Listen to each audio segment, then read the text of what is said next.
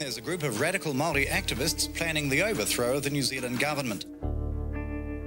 If providing legal rights for Māori children in courts is violence, and we're guilty of it, but at no time have we taken part in any action which could be construed as violent. Well, there must be some reason for these charges. Why do you think they've come up? I think the reason is because Tamatoa is new in that it's come into the public place and is saying the things in English and without the politeness that Maoris traditionally have had, but have stated the grievances that Maoris have for years spoken in Māori on the marae.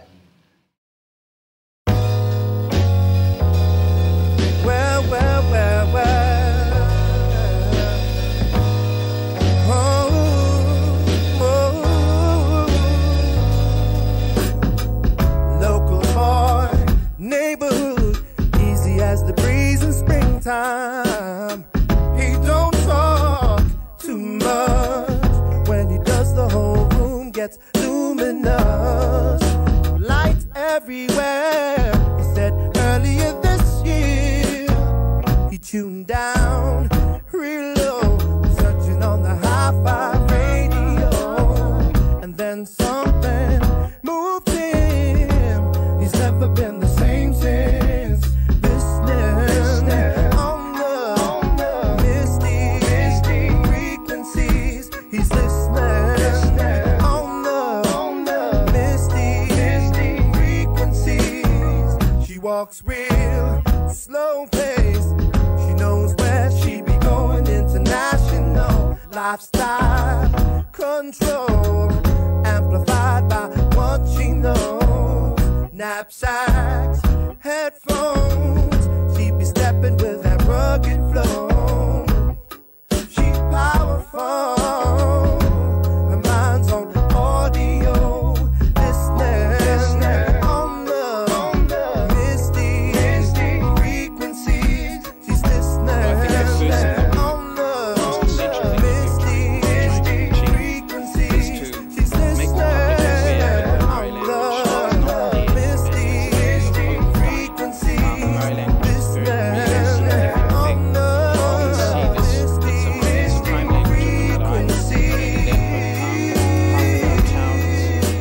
Well, more than half of our towns in New Zealand are Māori ones, street names are Māori ones, and so it's a language that's really part of everyone's everyday life.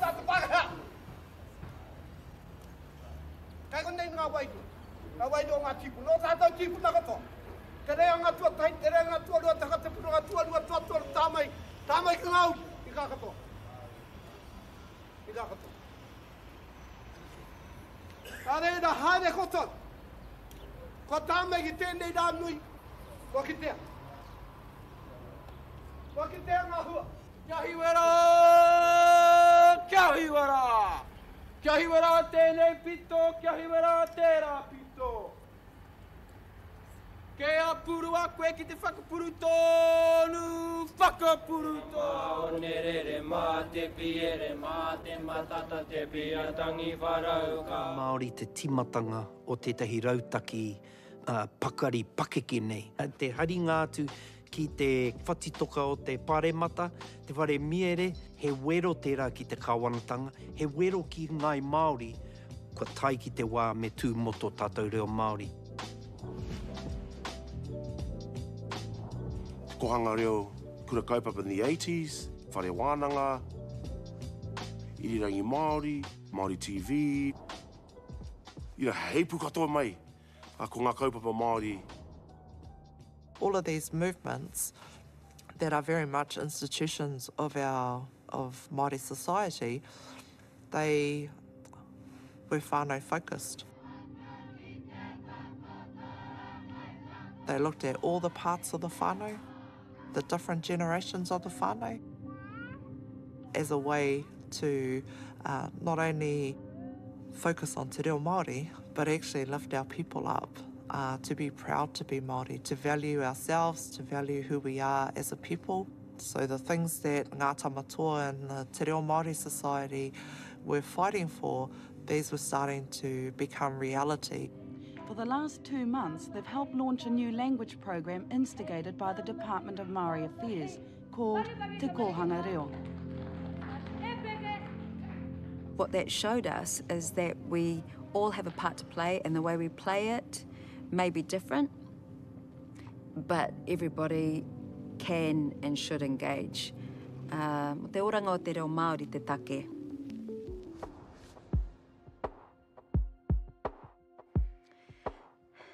He nui aku tūmanako mo tō tātou reo Māori. Tuatahi me tangata whenua anō te reo Māori I tēnei whenua. Ka rongo tātou katoa I tōna reka. Ko ngā tamareke kei runga I te pōro whawhi. Nō reira ko te haipapa ki a tātou, te hunga mātau ki te kōrero Māori, te hunga I kōrero Māori ana, ko te tōtō mai ngā whānau kia au kaipō anō te reo ki roto ki a rātau. Ka tō ngā tangata E ki ana he Māori rātou me kōrero Māori. Awo karu poti mai koe, kākāriki mai ki rane o karu ohara ne. Mena ke te ki koe he toto Māori o, e whaka Māori ana koe ia koe ke te ki koe he Māori koe. Akasi tēnā, tauri mai ki te reo nei. Ko te ao Māori tēnei te haere nei.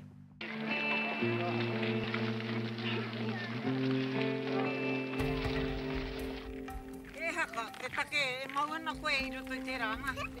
Nana, kamate, kamate, kamate, kaula, kaula. Kamate, kamate, kaula, kaula. The Land March aimed to halt the loss of Māori land.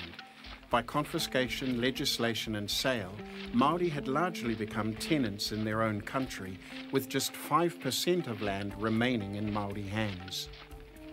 I know it embarrasses the government to think for the first time in history that the Maori ever marched to Parliament.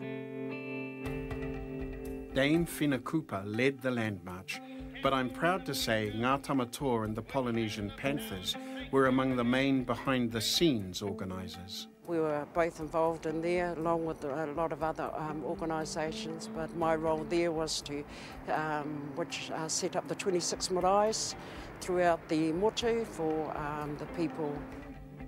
The march grew from 50 people at Te Hapua to 5,000 when it reached Wellington.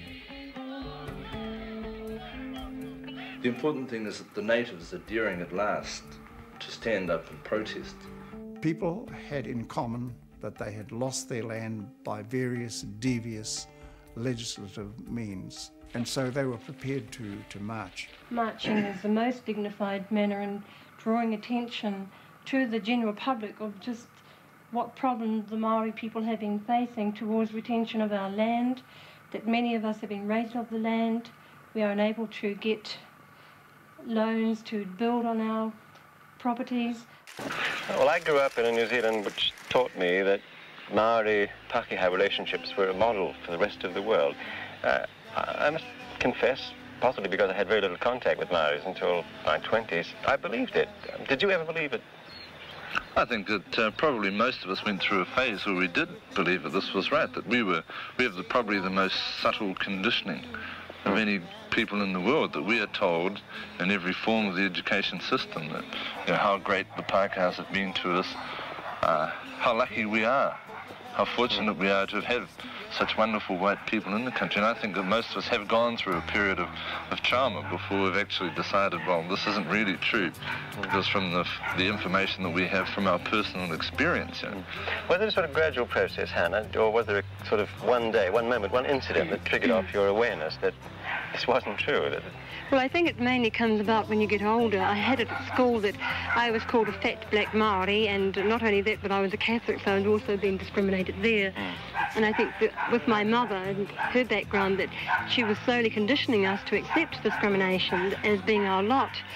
I think that for myself, it came about with the awareness that when I went out for a job, when I wanted accommodation, it was only then that I was made to feel a Māori. I think I really thought that I was English, with my whole outlook on life, with my whole feeling of being grateful that the English had come to New Zealand, and would have been terrible if it had been the Japanese or some other race of people. The whole educational system made me feel like an English person.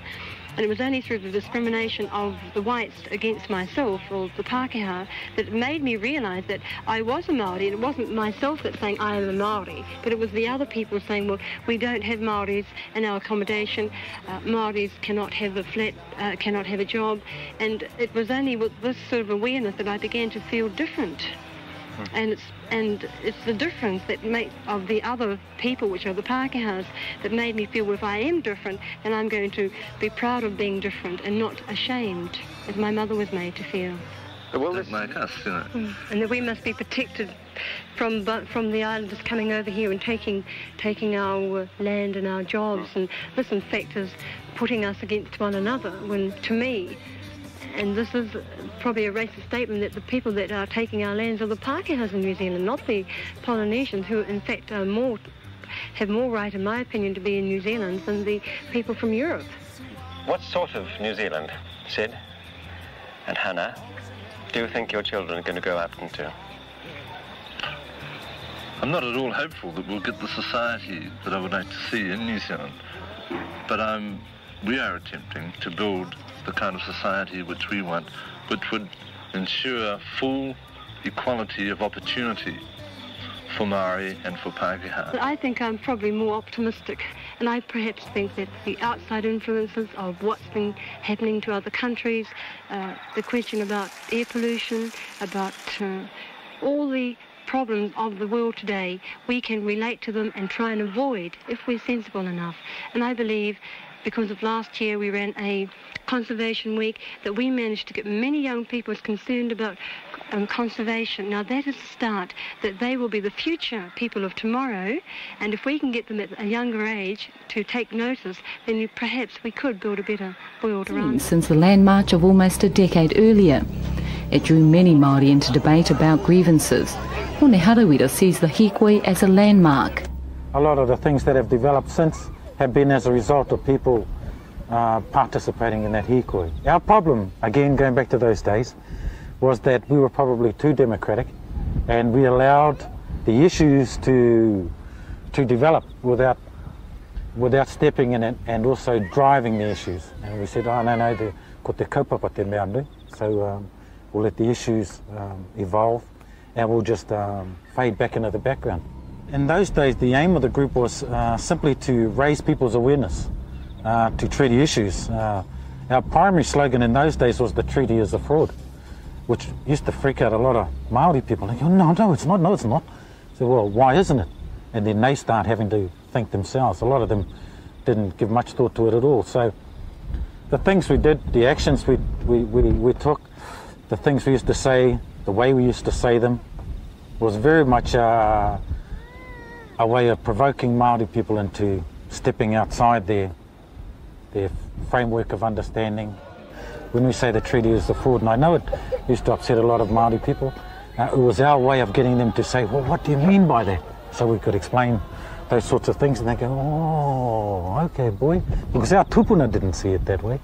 So nowadays, when we're talking about the need for the treaty to be honoured, it's because the way our tupuna felt about the treaty, the way they saw it, the things that they expected to come from it, we expect those same things to come to pass in this day and age. Sure, it was signed 150 years ago, but it could be 1,050 years ago as far as we're concerned.